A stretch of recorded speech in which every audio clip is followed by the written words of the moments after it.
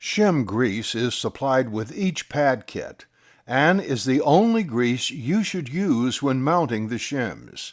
However, using the proper amount in the correct locations is critical to minimize brake noise. Each pad shape and size has unique grease application points. On a single hole pad, for example, you apply grease on each side of the hole. The grease should be around 10 millimeters in diameter and 1 to 2 millimeters deep. That's about 3/4 of the diameter of a dime, so don't overdo it.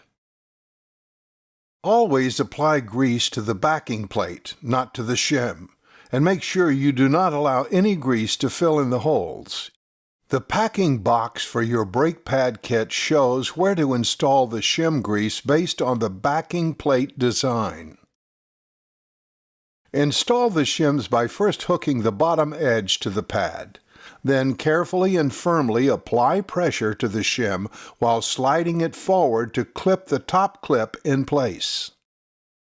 There you have it, a properly lubricated and installed shim plate ready for installation in the caliper.